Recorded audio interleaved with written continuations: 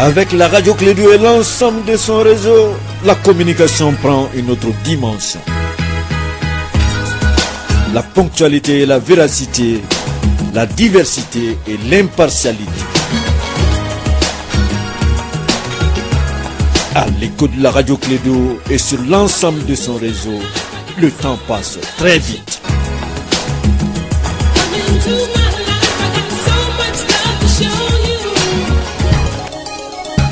Les sports, les infos, la musique, l'actualité, de tout amuser et servir à chaud pour vous sur Radio Clédo.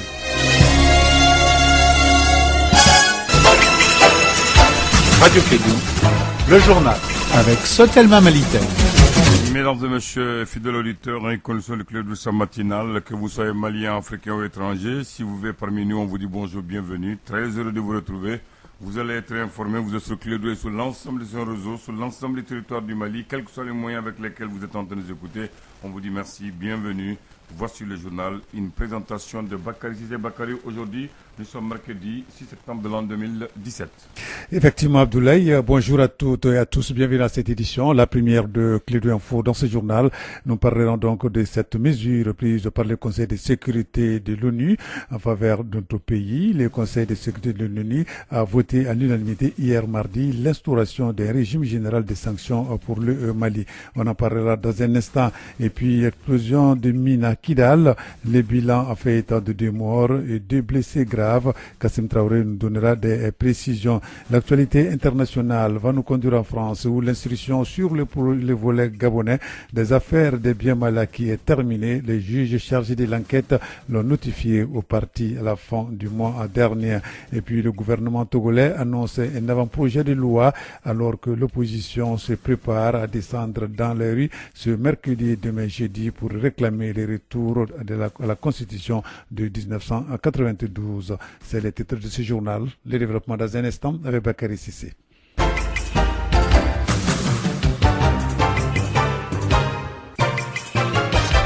Aujourd'hui, nous sommes le mercredi 6 août 2017. Bienvenue dans cette édition, la première de Clédo Info.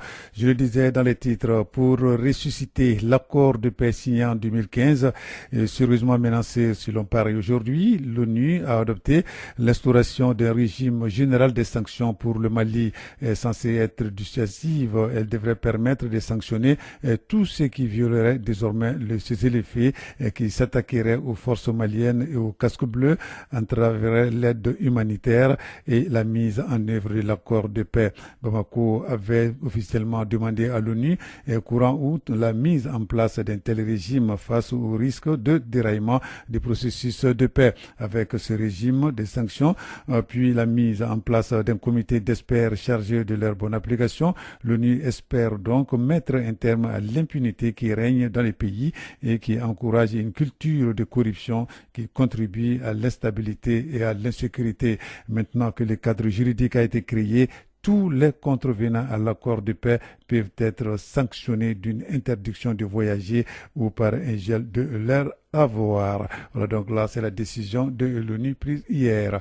Et je le disais aussi, 2 casques bleus ont été tués, 2 grièvement blessés. C'est le bilan d'une explosion de mines dans la région de Kidal. Avant cette attaque, 2 autres civils avaient été tués dans une attaque à Gossi. Ils travaillent tous pour l'amunissement. Les précisions avec Kassim Traoré.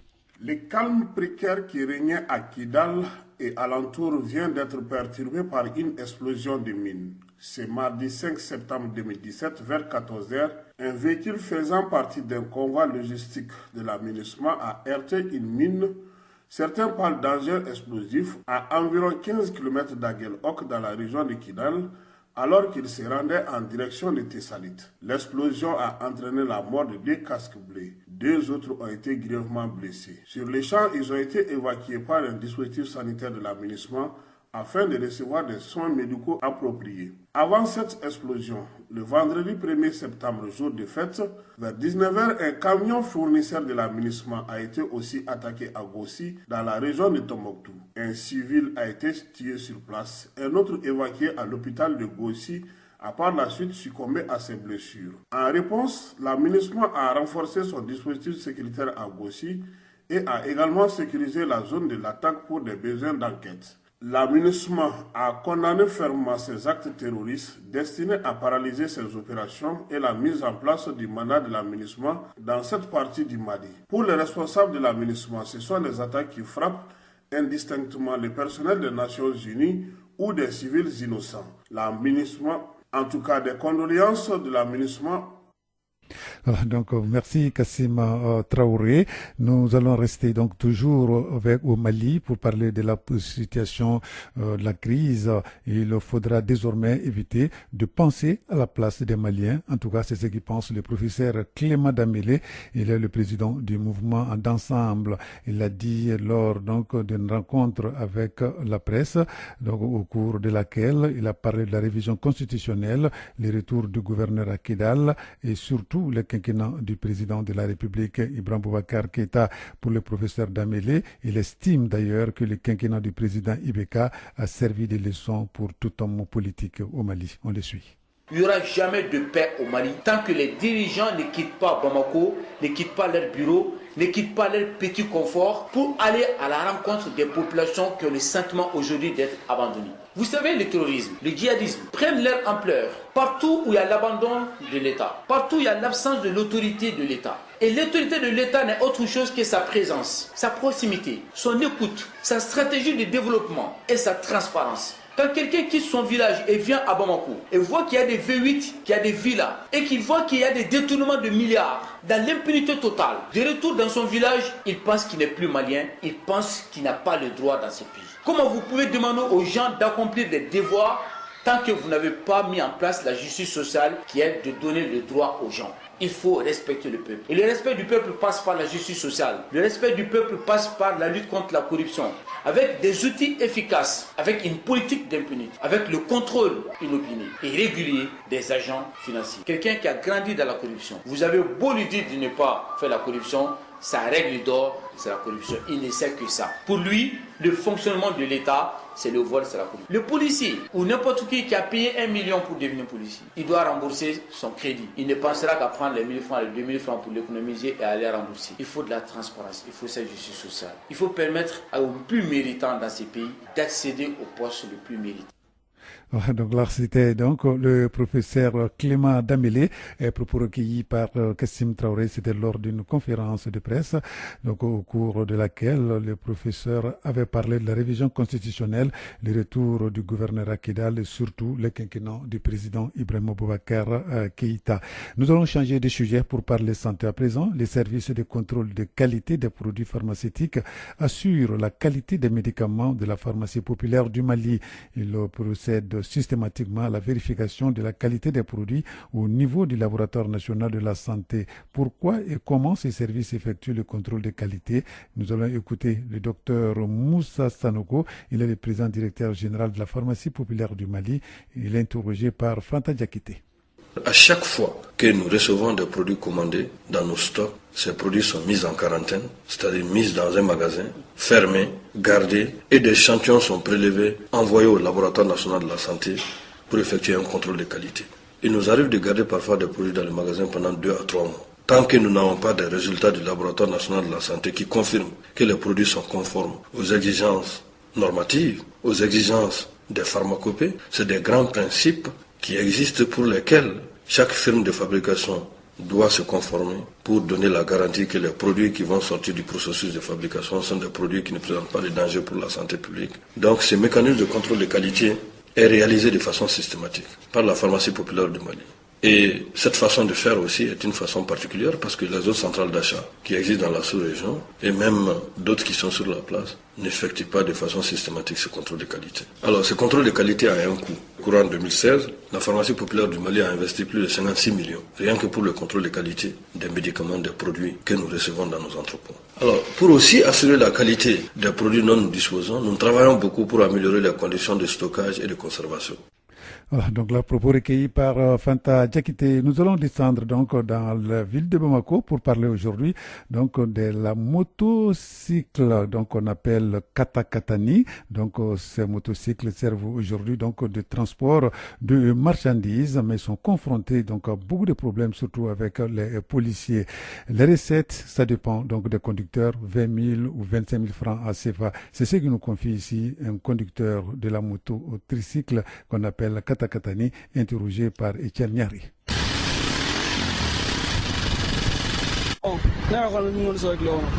Je peux gagner 20 à 25 000 francs CFA par jour et souvent aussi 15 000 francs CFA. Ça dépend du marché. Moi, je paye 2 500 francs CFA au propriétaire de la moto tricycle parce que la mienne est une seconde main. Sinon, ceux qui ont les neufs payent au propriétaire 4 000 à 5 000 francs CFA par jour. Tout dépend de l'accord qui se trouve entre le conducteur et le propriétaire. Je suis à Nampanikoro et je quitte là-bas pour venir livrer un client à Nyamaporo à 3 500 ou 4 000 francs CFA. J'ai un autre client à Nyamaporo, lui sa livraison est de 5 000 à 6 000 francs CFA. Ça dépend de la quantité de marchandises. Il y a quelques difficultés entre les policiers et nous. À chaque fois qu'un policier nous siffle, on lui paye 500 ou 1000 francs CFA. Même si des papiers sont en jeu, il n'y a pas de difficulté entre les taximans et nous. Je ne me suis jamais discuté avec un taximan.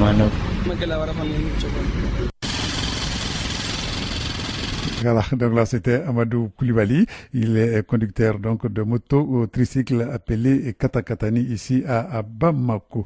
À Clé de Info, première édition, 7h passées de 11 minutes.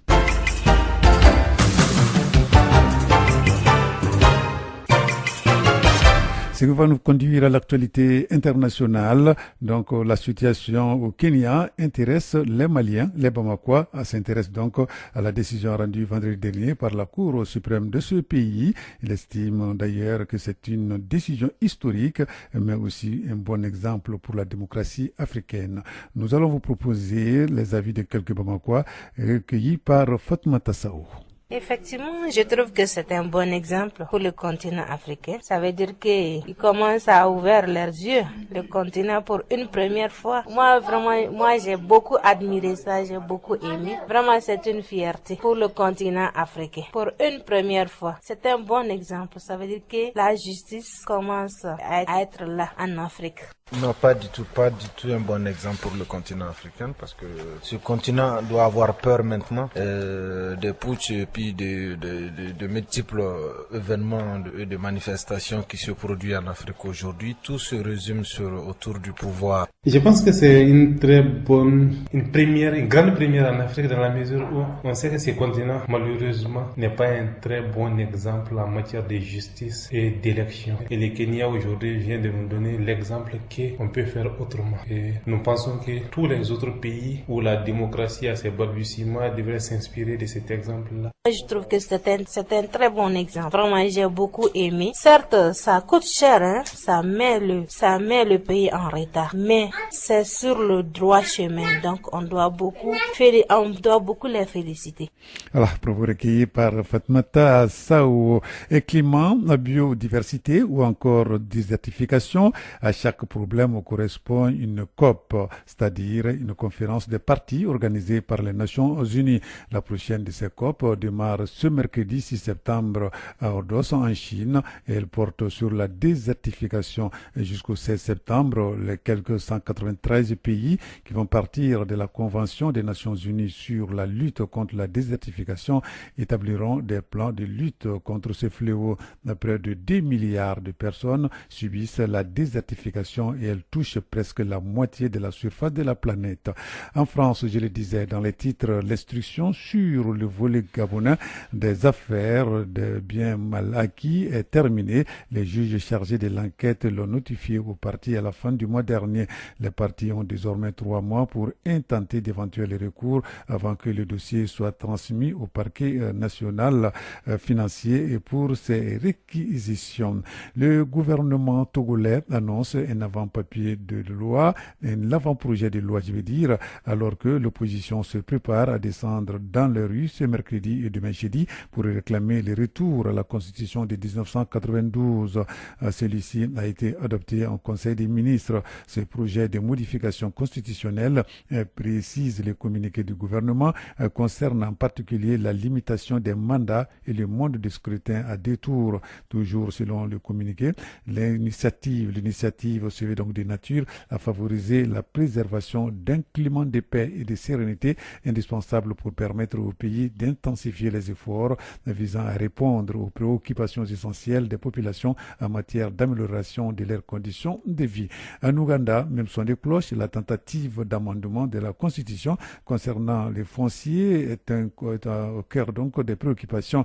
Le gouvernement ougandais tente de modifier la Constitution afin d'accélérer les procédures d'achat des terres nécessaires pour sa politique de grands travaux, mais des violences dans certaines régions ont déjà éclaté car les procédures d'expulsion ont déjà eu lieu. L'amendement est pour l'instant bloqué par les députés pour tenter donc de convaincre le pays des bienfaits de cette mesure. Cette semaine, le président Museveni a prévu un tour des radios locales débuté donc lundi dernier 4 septembre dans l'ouest donc du pays.